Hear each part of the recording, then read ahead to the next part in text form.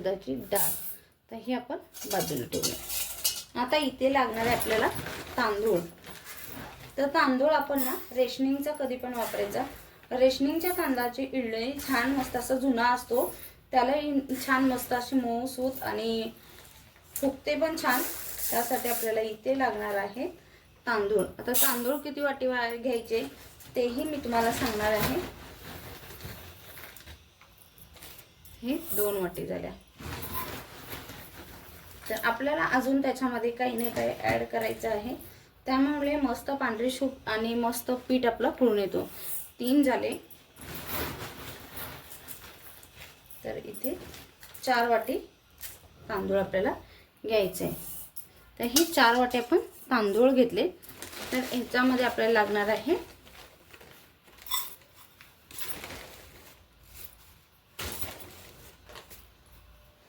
तर पोहे घ्यायचेत अर्धी वाटी. ते मस्त धुवून आपल्याला भिजवून उंडा घालायचे. तुम्हाला मेथी घालायची असली तर मेथी घाला याच्यामध्ये.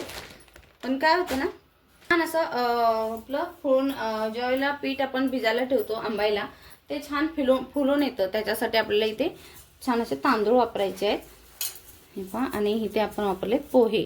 आता चौथा इंग्रेडियंट म्हणजे आपल्याला लागणार आहे तर हे साबुदाणा. तर भिजलेला साबुदाणा आहे, त्यामुळे मी तुमच्याकडे भिजलेला साबुदाणा नसेल तर तुम्ही काय करायचं, याच्यामध्ये एक छोटी वाटी भरून इथे साबुदाणा टाकायचे किंवा इथली पाववाटी इतके साबुदाणा याच्यामध्ये टाकायचं. साबुदाणा टाकल्याने काय होते, इडली मस्तपैकी मऊ होते आणि जे आपण म्हणतो ना स्पंजपणा येतो तिला, तर ती इडलीला यायला सुरुवात होते. तर या पद्धतीने तुम्ही हे करून घ्यायचे मस्तपैकी. तर हे आता आपण हे धुवून घ्यायचे. तर साबुदाणा आपण नंतर ज्यावेळेला हे भिजत घालू ना, तर हे साबुदाणा आपण ह्याच्यात मग ओतून घ्यायचे. आता हे पहा धुवून आणले. मी मोठ्या पातेल्यामध्ये घेतलं तांदूळ आणि ही डाळ आहे त्याच्यामध्येच आहे. तर आपण हे धुवून घेतलं. आता याच्यामध्ये पाणी ओतून आपल्याला 7 ते 8 तास साधारण आपल्याला हे ठेवून द्यायचं. छान असं तांदूळ आणि आपलं जी डाळ आहे, जे काय आपण घेतले भिजत घातले, तर ते घ्यायचं आपल्याला मस्त भिजवून. छान असं भिजत ठेवायचं. आणि साबुदाणा आपण ह्याच्यातच ओतणार आहे. तो धुतलेला वगैरे आहे, भिजत घातलेला कोणता, तर तसंच टाकलं. आता हे आपण ठेवून द्यायचं साधारण 8 तास. तरी हे मस्त असे तांदूळ आणि आपली डाळ ही छान भिजली पाहिजे. तर हे आता झाकण मारून ठेवूया आपण. तर हे पहा आपण जे दुपारी ठेवलं होतं ना भिजायला तांदूळ, तर हे मस्तपैकी भिजलेत. पहा तुम्ही, त्याच्यातलं पाणी छान असं आटलेलं आहे. पहा पूर्ण असं पाणी आपण ठेवलं होतं त्याच्यात कमी झालेलं आहे. आणि हे आहे आपली डाळ. हे पहा. आता काय करायचं, हे वाटून घ्यायचं. धुवून घ्यायचं नाही, आपण धुवून घेतलं होतं ना. मग आता काय करायचं, हे मस्तपैकी वाटून घ्यायचं. त्याच्यासाठी तुम्हाला एक आयडिया अशी सुचवते बघा. तर थोडीशी डाळ घ्यायची आणि ह्याच्यासाठी पहिले आपण ज्या वेळेला भिजायला होतं ना, तेव्हा छान हे करून घ्यायचं, धुवून घ्यायचं. मग आपल्याला ह्यातलं पाणी काढून टाकायचं नाही. पाणी काढल्याने पुन्हा घेतलं जर पाणी लागलं ना, तर आपल्याला मग ते पाणी वापरता येणार नाही. त्यासाठी आता या मिक्सरमध्ये छान बारीक असे मऊसूत वाटून आणायचे आपल्याला. हे आपण हे ना एक बॅच असे मस्त असे फिरवून आणले मिक्सरमध्ये. आता ते बारीक हे पहा किती मऊसूत असे आपण इथे पीठ वाटून घेतले. त्यासाठी डाळ आणि तांदूळ एकत्र असे फिरवून घ्यायचं, मग मस्त असं हे बॅटर तयार होतं. आता हे आपल्या एका दुसऱ्या पातेल्यामध्ये काढून ठेवायचं.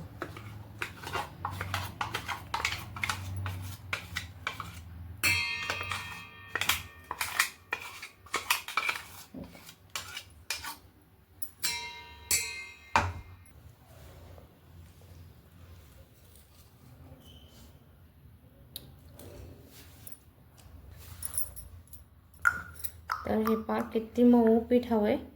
ते पहा कुठंही तुम्हाला दाणेदार असं पीठ दिसणार नाही, मऊ सॉफ्ट. याच्यासाठी आपण डाळ आणि तांदूळ एकत्र वाटायचे, मग छान असा मऊ बॅटर आपला तयार होतो.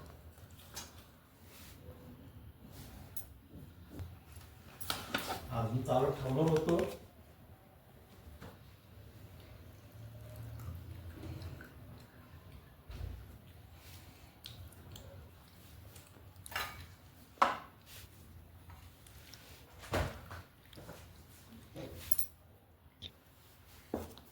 मिक्स करून घ्यायचं म्हणजे व्यवस्थित असं एकत्र पीठ मिळून येतं. जास्त पातळ करायचं नाही.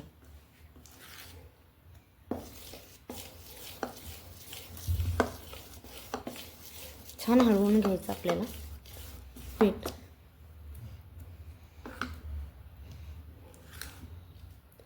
हे पहा, याच्यावरती आता झाकण ठेवायचं आपल्याला आणि साधारण 7 ते 8 तास ना, जास्त झालं तरी पण चालेल, 8-9 तास हे एवढं पीठ आपल्याला मुरवून घ्यायचं मस्तपैकी. त्याच्यात मीठ नाही वापरायचं आपल्याला, मीठ अजिबात वापरायचं नाही. मीठ वापरलं ना, जे आपण फर्मेंट करायला लावतो ना, ते कमी क्वांटिटीमध्ये फर्मेंट होतं. जसं हवं तसं आपल्या पिठाला जाली सुटत नाही. आणि जेव्हा आपण चमच्याने मिक्स करून घेतो ना, 2 ते 3 मिनटं मस्त असं मिक्स करून घ्यायचं. कारण त्याच्यामुळे काय होतं, त्याच्यामध्ये ना मस्तपैकी जाळी पडायला सुरुवात होते. जेव्हा ती बाहेरची हवा आपण जे फेटतो पीठ, बाहेरची हवा आतमध्ये जाते ना, तेव्हा ते पीठ मस्त फर्मेंट होतं. आता हे झाकण मारूया, आपण पूर्ण रात्रभर ठेवून देऊया. हे पहा, आता आपण हे पीठ ओपन करूया. तर मस्त असं पीठ आपलं फुललेलं आहे. पहिलं असं आपल्याला मिक्स करून घेऊया आपण हे आधी छान असं.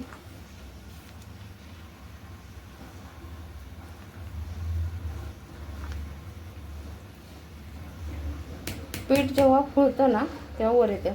ते कधी फुलतं, आपण जेव्हा 10, 12, 13, 14 तास ठेवू ना, तेव्हा छान असं पीठ फुलतं. लगेच तुम्ही म्हणाल की 5-6 तास ठेवलो नाही होत, पीठ फुलत नाही आपलं, अजिबात नाही. तर या पद्धतीने आपल्याला मिक्स करून घ्यायचं.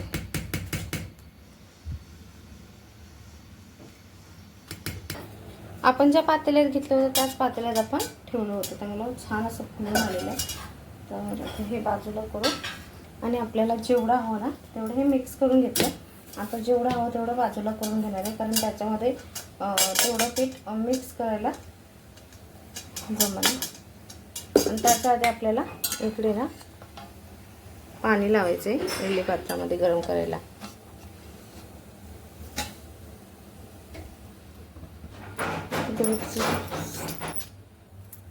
मस्त असं पीठ आपण हे मिक्स करून घेतलंय.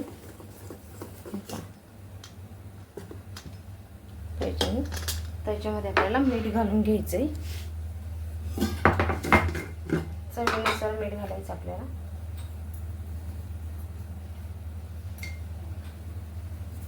आता आहे ना, तुम्ही ह्या पिठामध्ये जरी घालून ठेवलं ना तरी चालणार आहे, कारण ते छान असं आपलं पीठ फर्मेंट झालेलं आहे. त्यामुळे आत्ता त्याच्यामध्ये तुम्ही मीठ वापरलं. हे आता मिक्स करून आपण घेतले. आता जे इडलीचे भांडे येतात आतले पातळ, तर त्यांना आपण हे तेल लावून घेतलेलं आहे.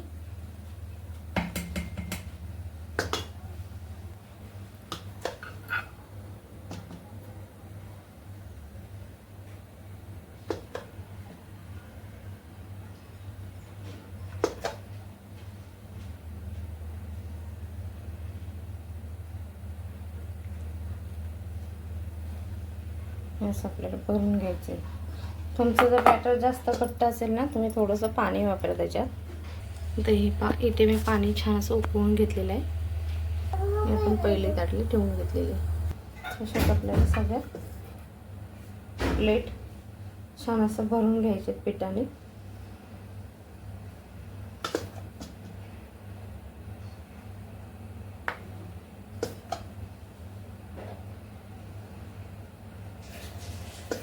आणि ह्या एक एक करून असं भरून ठेवून द्यायच्या. आता इथे माझ्या ह्याला ना एकूण 5 प्लेट आहेत आतल्या ह्या, त्यामुळं मला साधारण ना इथे 10 ते 12 मिनटं तरी वाफवून घ्यावं लागतं.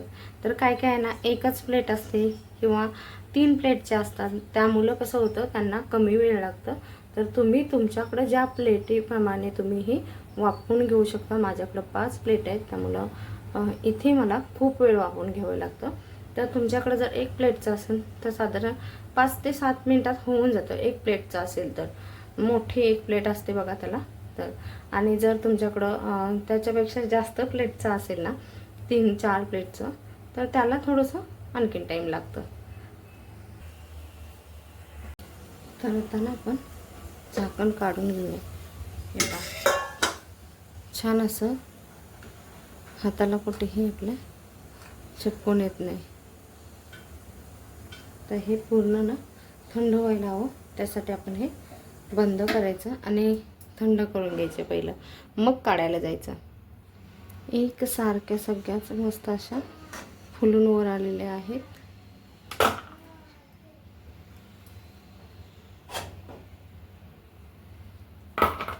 बाहेर काढून थंड करून घ्यायचे आपल्याला. चला, तर आता ना थोडंफार असं तर धरू शकतो इथपर्यंत थंड झाली.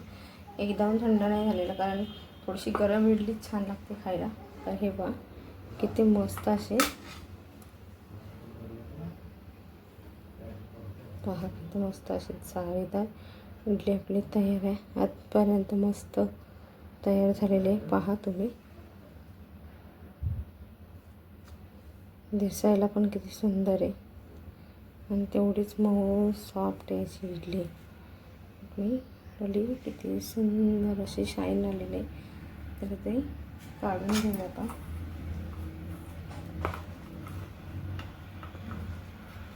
आपण तेल लावलं होतं त्यामुळं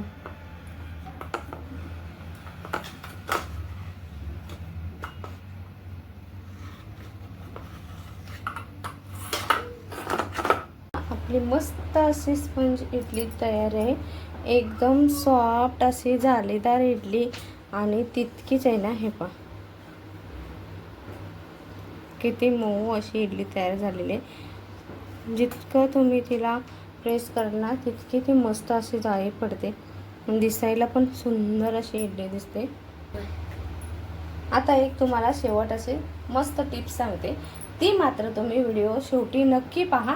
काय सांगणार आहे, आता थंडीच्या दिवसात पीठ ना फुलत नाही जास्त. तर कोणती ट्रिक लावायची? तर ट्रिक असे काहीच नाही. आपण गरम ठिकाणी कितीही ठेवलं तरी पण पीठ आपलं जास्त फुललं जात नाही, किती कुणी दाखवू द्या. तर माझंही पीठ मी तुम्हाला जे आहे ते सांगणार आहे. व्हिडिओ शेवटी तुम्ही पाहिलत ना, तर तुम्हाला मी जे सांगणार आहे ते तुम्हाला पटणार आहे. तर काय सांगते, हे पीठ आपण 10 ते 12 तास ठेवतो. तर ते पीठ आहे ना, आता आपण समजा आपल्याला संडे साठी बनवायचं आहे, तर संडेला तुम्हाला सांगू, शुक्रवारी रात्री तुम्ही तांदूळ भिजत घाला. शनिवारी तुम्ही किती मेथी घातली तरी एवढं पीठ फुलून येत नाही. तर मुलं तुम्ही काय करायचं, शुक्रवारी समजा आपण रात्री घातलं, शनिवारी आपण ते नाही लवकर दळलं, जरी उशिराने दळले तरी अख्खा रात्रभर तो पीठ आहे ना छान असा फर्मेंट होतो, म्हणजे जो फुलायला पाहिजे ना पीठ तसा फुलतो. आता मी बाकीच्यांनी सांगितलं, मी माझ्या ह्याच्यावरून तुम्हाला सांगते. तेव्हा जाळीदार इडली अशी तयार होते, सॉफ्ट अशी. बाहेरून जशी आपण विकत आणतो ना त्या पद्धतीची इडली आहे. कुठेही मी तुम्हाला खोटं सांगित नाहीये किंवा मी एवढंही सांगित नाही. मी रात्री पीठ भिजत घातला, सकाळला इडलीला पीठ फर्मेंट लगेच झालेला नाही, कारण थंडीचे दिवस आहेत, त्याला ऊब छान लागते. तर उभेच्या ठिकाणी आता असं कुठं ठेवणार ना. आणि मी जो प्रमाण सांगितलंय त्याच्यामध्ये तुम्ही केलीत ना, तर अशी इडली तुमची नक्की तयार होईल. आता हे आहे माझं छोटंसं बाळ, बोला ते जे कराल ते. आता काय आहे ना बोलू, हे माझं छोटं बाळ आहे. तर चला, व्हिडिओ कसा वाटला नक्की सांगा. व्हिडिओ आवडला लाईक शेअर सबस्क्राईब करायला मात्र विसरू नका. Bye bye. व्हिडिओ पाहिल्याबद्दल धन्यवाद.